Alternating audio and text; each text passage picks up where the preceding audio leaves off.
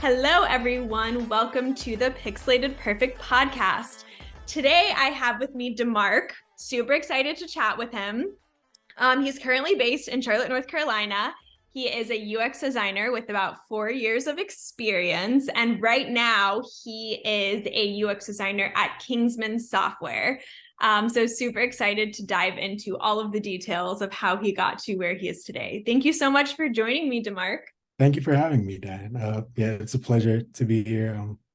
I got onto this podcast basically because my friend Timothy, you interviewed him recently, and I really enjoyed that conversation. So I'm glad we get to have a conversation too. I love it. I love it. Me too. I had a great conversation with Timothy. So super excited to chat with you.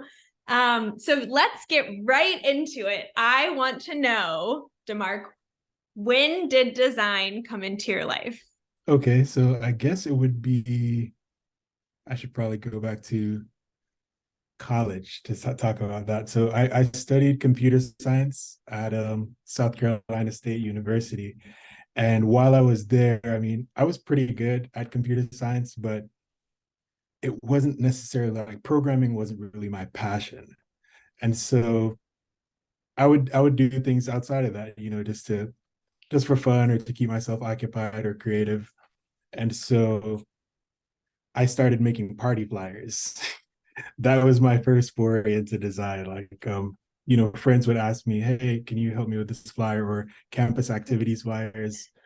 And then eventually I started doing flyers for frats and stuff, like really cool. And sometimes like raunchy ideas that I probably couldn't include in any portfolio at this point, but yeah, party flyers. And then from there I started doing like other stuff like what do you call those things? I'm drawing a blank right now, like infographics, things like that. So it started going from like parties to more like corporate clients, and then I was full on doing like freelance graphic design. And from there, my first role had a little bit of web design and graphic design in it. And so I got to keep practicing that, but it wasn't my main focus. But that's where I realized, okay, this is what I want to do for a living. I definitely can see myself doing this for the rest of my life. So from there, I went to a full-on web design role. Okay. So wait, I'm going to pause you there because I have some questions, especially about these flyers. I'm like, oh, tell me more of the juicy content. But actually, I guess my question about the flyers is, what software were you using to design them? What was kind of like your first software you started with? The first thing I used was this app called Over. It's on the iPhone. I don't even know if they still have it on the App Store anymore, but I haven't heard of it. Yeah, it's called Over. It's just for literally placing images over images. So it's just like you set it up with layers. So it was like a nice seamless transition going from Over to Photoshop, which I then like went to. So okay, yeah. That's funny. That's so interesting. I guess today it's probably like Canva or something is probably somewhat similar. Like anyone can pick it up and just kind of layer on top. That's great. That's great. So that's kind of how you started, and then you kind of got into more corporate. So were you doing some of this freelance graphic design while you were still in school? Yes, I was. So I do want to touch on with the party thing, I don't know. It's like I would basically judge how good my designs were based on the turnout of the parties. And it would just so happen that like whenever I would feel really good about a design, there would be a correlation between that and the turnout for the party. So I knew that's when I realized the impact that I could have designing. And yeah, from there I realized I can really make a difference doing design. So yeah. Yeah. You were basically doing user testing. Like you were understanding what types of design in flyers would get more people, right? So you were like early on, like doing some UX studies there to understand your target audience and what they wanted. Pretty much, yeah. I never thought about that like that, but yeah. That's exactly like, I think one of the beautiful things about product design is that while we do kind of make things pretty, they're also functional, and we have data to back up why it's functional. So you had data like, oh, this many people showed up to the party. That means that this design was successful. I love that. Yeah, of course, and of course there's other factors. I'm not taking away from the promoters and what they did. Like Nah, it's it so was much all goes you. into like hosting an event, but I don't know. Totally. I just felt really proud whenever someone would tell me, yeah, that party just it went really well. I wouldn't always go to the parties, but it was nice to hear that it went well, you know. Oh, I love that. So did you get your degree in computer science? Like you knew you had this passion for design, but at the same time you were still on this trajectory of computer science? Yes, and that's because so I should probably preface this by saying I'm from Jamaica, and typically Jamaican parents they want their kids to be a doctor or a lawyer. But I never had, I don't know, maybe I thought about it for a bit, but it never seemed like something that called out to me, medicine or law. So Yeah. I figured, yeah, I'll do technology. That seems like a safe bet where I'll be able to make money after I graduate. So, Right. So I just had a conversation a couple of days ago with a designer from India, and she said, she's like, you know what they say about like the oldest children in the family, and she's like, oh, that they have to be doctors or lawyers, that's what their parents want. So she had like, it's so interesting culture. She had the exact same thing to say about her culture, how she went into, she actually basically did technology too, because she also didn't want to yeah, be a doctor or lawyer, but her parents supported her doing something in technology. So that's really interesting. that's pretty cool for her because I had to fight tooth and nail to like major in computer science because at the time, I guess, so this was like in 2011. So, I mean, it wasn't really, of course, it was like a major field, but it's not something that my parents like even knew much about. So it still felt like a big risk that I was taking to them. But I knew I Right. would be like fine. I mean, okay, so kind of to segue that conversation a little is, how did they feel when you transitioned into design? They loved it because well, yeah, they loved it because I think they could tell that I really enjoyed it. And Mm, I mean, I guess at first they didn't really express how they felt about it at first because my earlier roles they weren't like the best in terms of pay. right, Um, right. but I think to bring it back to the present day, UX design has been the best cross section of my passion for design and my education in computer science that I've found so far. I don't know that a Yes, better one exists. you're right. I mean, I think that's totally true. So you really are pulling from what you learned in school and kind of that computer science background and Yeah, combining it with exactly. your love of being creative. Yeah, And exactly. well, I was expecting you to say something different. I'm glad your family was so supportive of you kind of moving into that field, but it does make sense that it is kind of still in the same. Once you convince them of computer science and they were like, okay, this is what you're going to do, that's true. Like UX UI design isn't that far from Yeah, that technology it took a standpoint. while. It took a while, but they got there. I love that. I love that.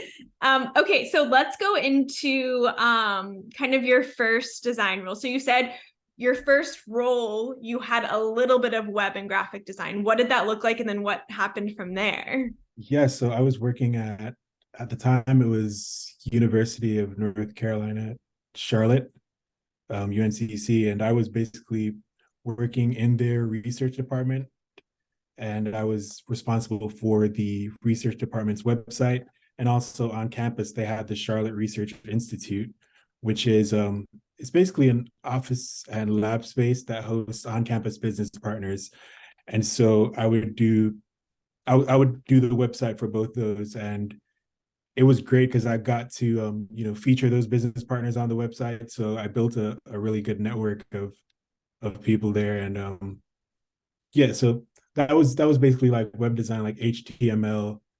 Um, I cannot remember the name of that CMS I was working at the time. It's not WordPress. Drupal. I was working in Drupal. Yeah. Gotcha. So Is some that still HTML, around? CSS. I mean, Good question. maybe only in the public sector. I don't know. Right, I don't right. know. That's a good point. Yeah. But Okay, yeah, awesome. So you were like kind of combining your computer science skill working in website, but you also were doing some design on the website too. yeah, exactly. And that role was, it was all encompassing. Sometimes I would make content actually for the website. So even that Charlotte Research Institute website, I would conduct these interviews with those on-campus business partners, just talk to them about the types of research efforts or new services or products that they're rolling out, and feature those on the homepage of the website. So I was filming and editing those too, and interviewing. So Oh my gosh. Okay, you literally were doing everything. yeah, and it was a contract role too. I don't know why I was going so hard. I was just So kind of a question in that vein. And I actually think I love that you got to do that. And I think that's really great about kind of your first job.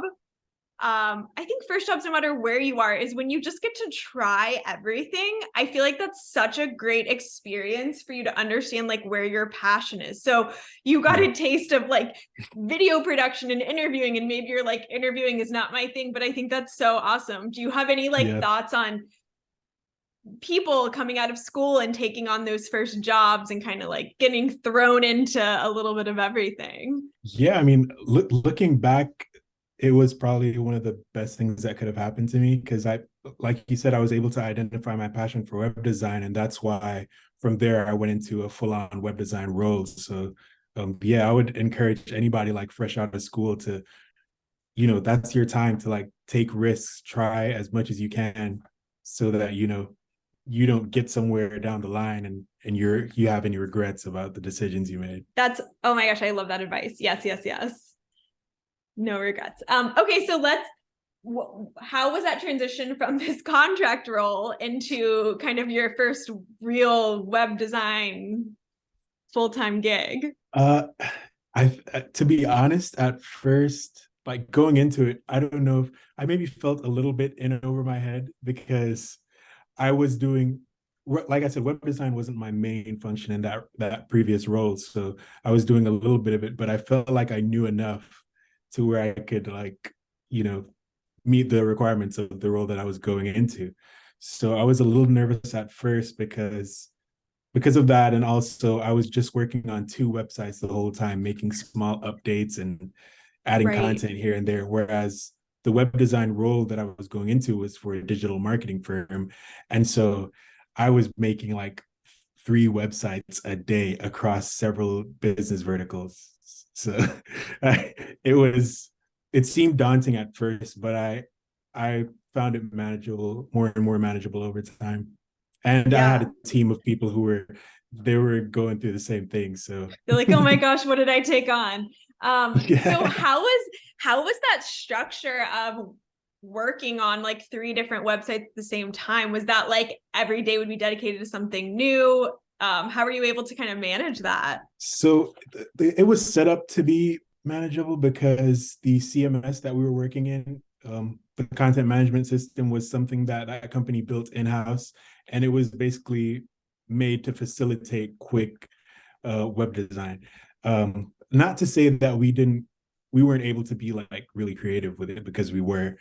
And also the business model there was a waterfall business model. So basically the company had an onboarding process where they got clients in.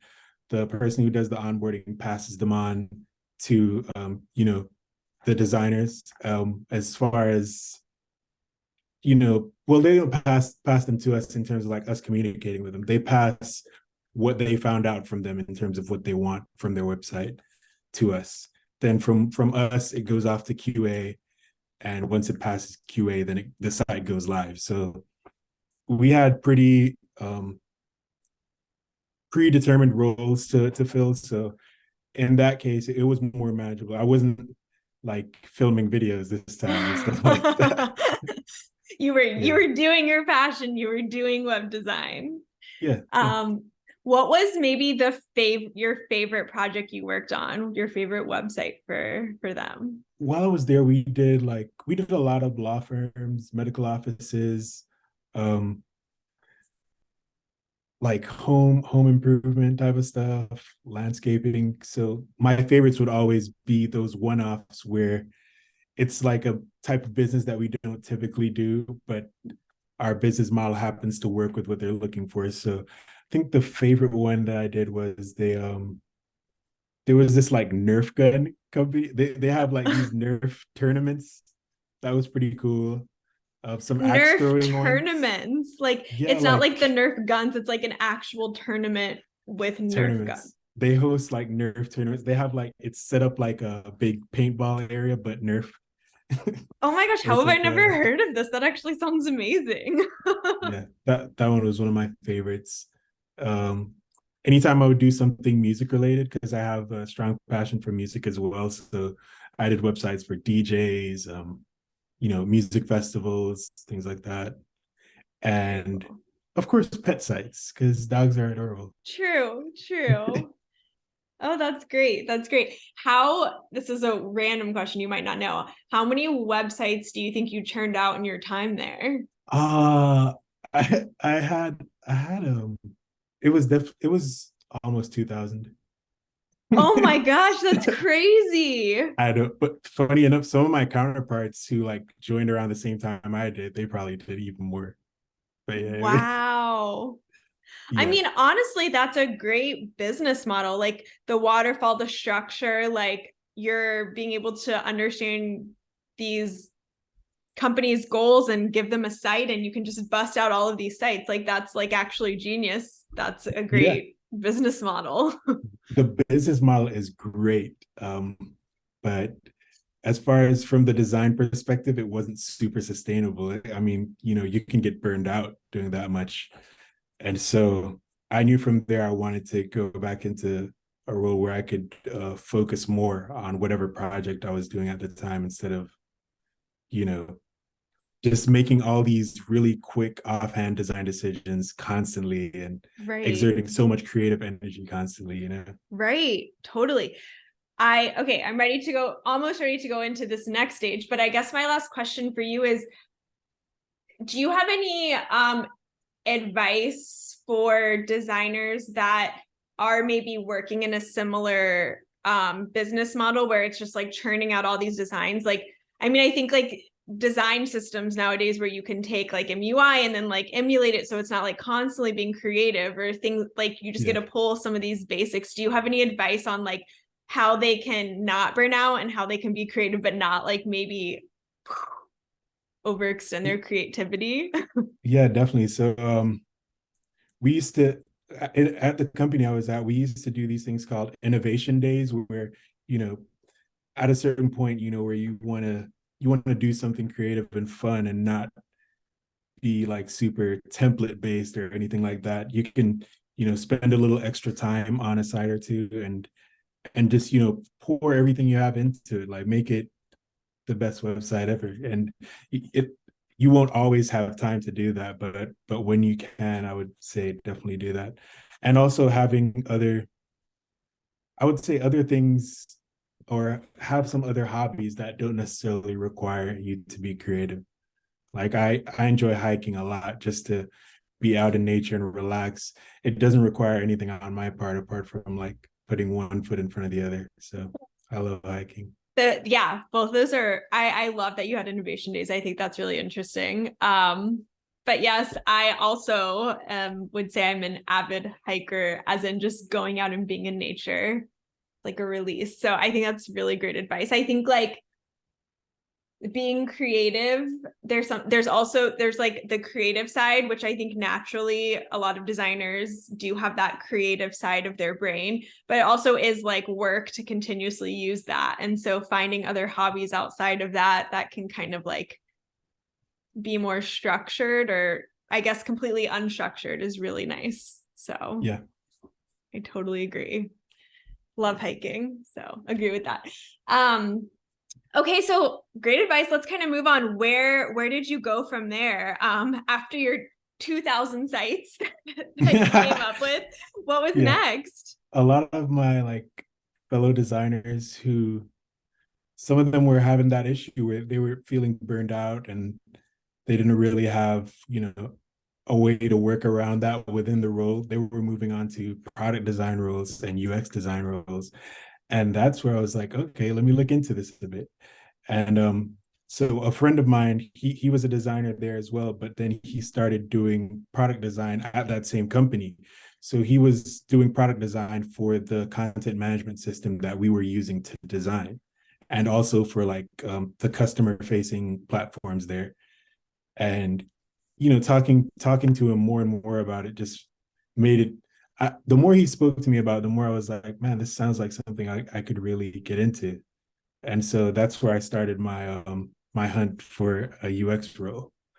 What And was it about? What did he say that like you were like, oh, that feels like me? I don't remember what exact. I remember one day he just randomly like slacked me and he was like, "Hey man, can you do a quick user test for me?" And he sent me this new button that he was going to add to our content management system.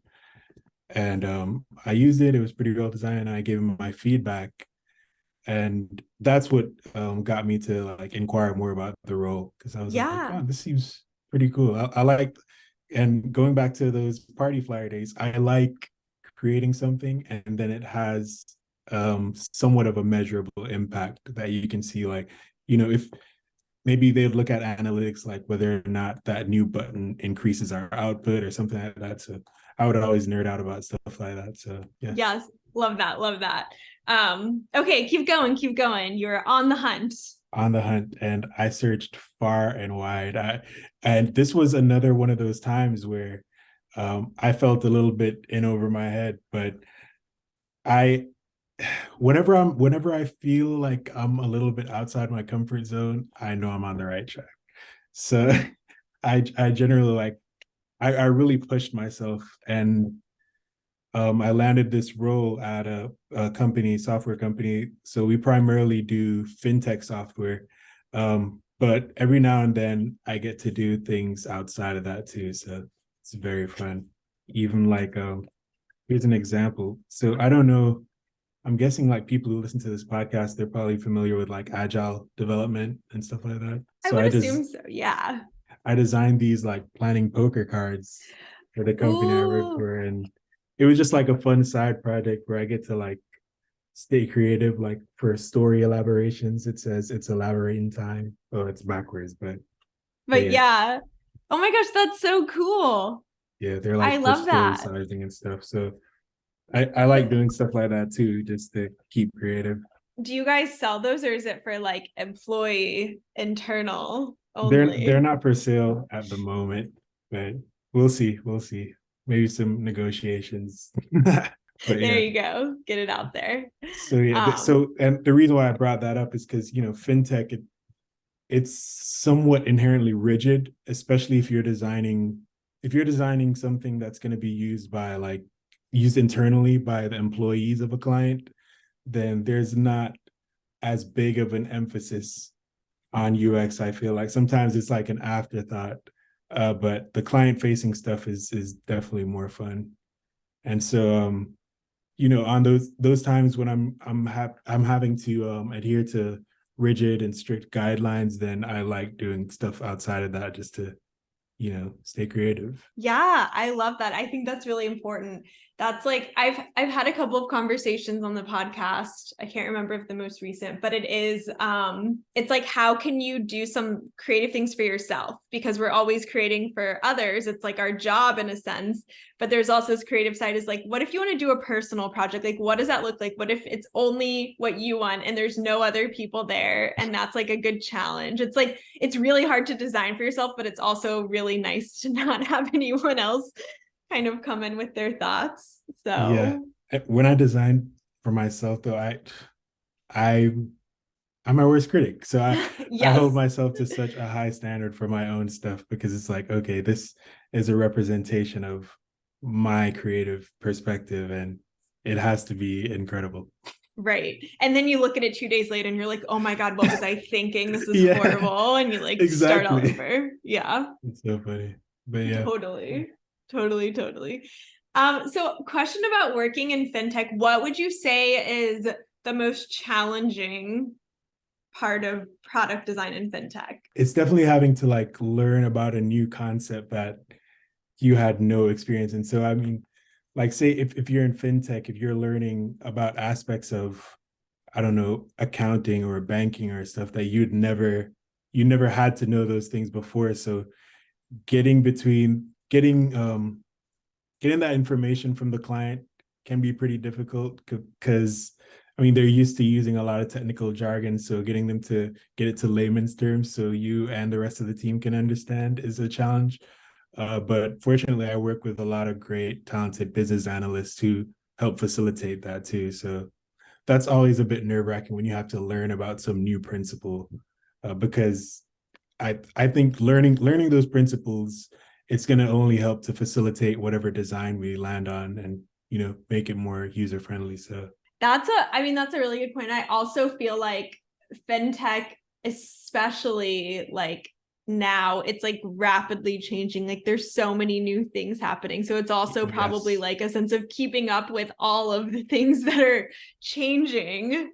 Yeah, exactly. I mean, even there are things like even within the company, we learn preemptively just because you're seeing where the fintech industry is going. So like we have an ongoing blockchain club where we learn about blockchain and cryptocurrencies and things like that. So yeah, it's Yeah. just about staying ahead of the curve, I suppose.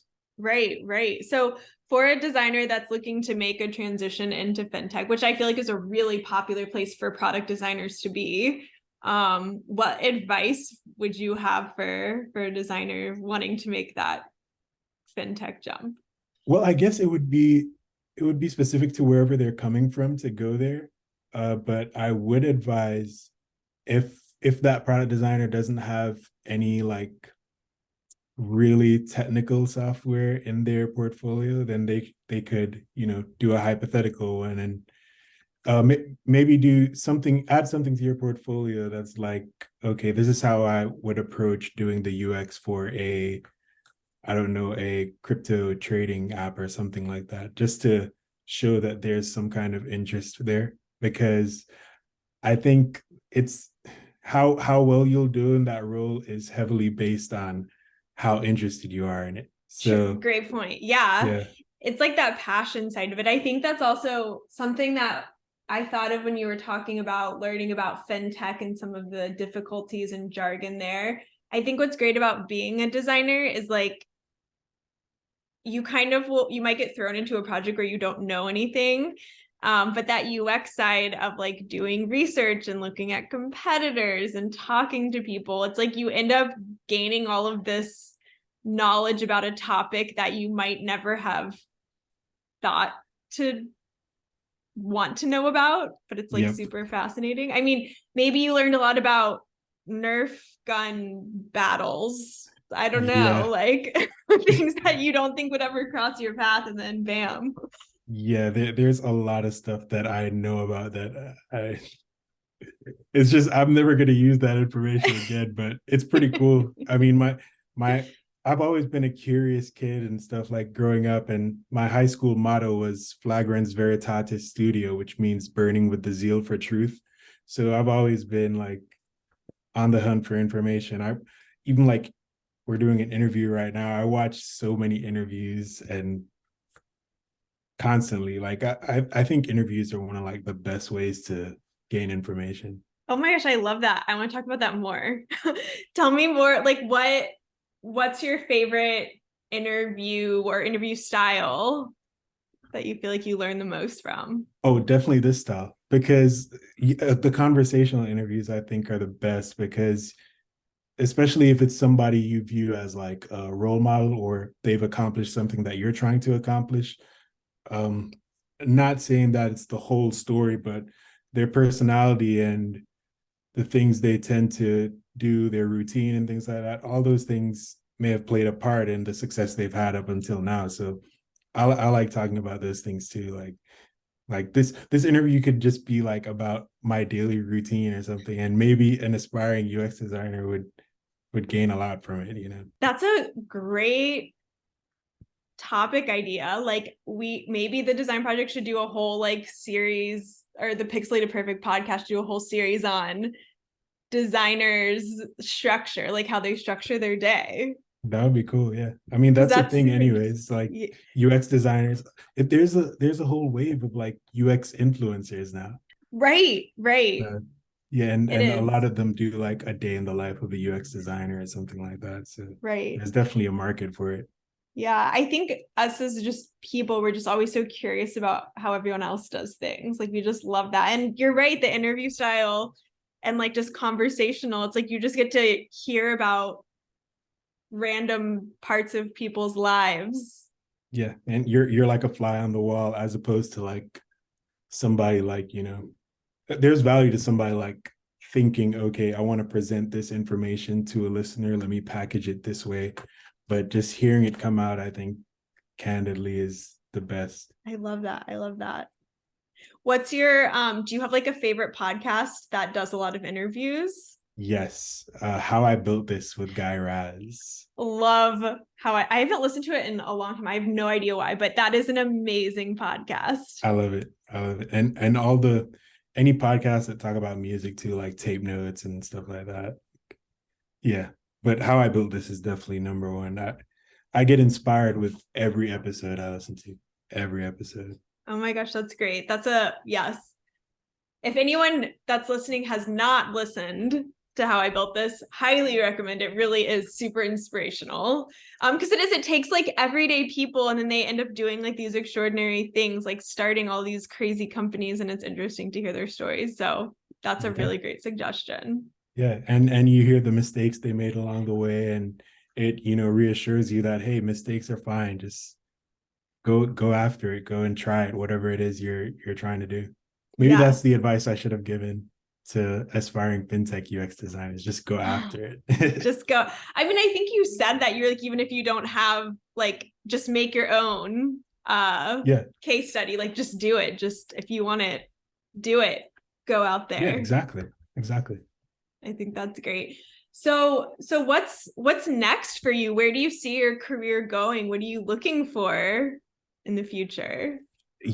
Funny that you say that. So I was looking at your LinkedIn, and first I have to say I'm super impressed by your career trajectory and stuff. Thank And you. I see myself taking a similar path. So from UX design, then I want to eventually be in a UX lead role. And the ultimate goal design wise is to have my own design firm. So Oh, that's exciting. Well, definitely let me know. I can tell you all about all of the failures and the successes to get here for sure. okay, yeah, I'll definitely call on you for sure. Oh, I'm excited for you. That's very, very exciting. Thank you. Well, thank you so much for chatting with me about kind of the days of designing posters up until today, where you're a product designer for fintech and doing all the things, killing it, and you have lots of growth that you see coming forward. So it was super interesting to hear about your career path. Thank you so much for chatting. Thank you for having me. Yeah, this was great. Just talking about it helps me put things into perspective too. So it was a pleasure for me as well. I love it. I love it. Well, thank you so much, Demarc, and we'll definitely stay in touch and kind of continue the conversation of your career and where you're going to go. Sounds good. Awesome. Thank you.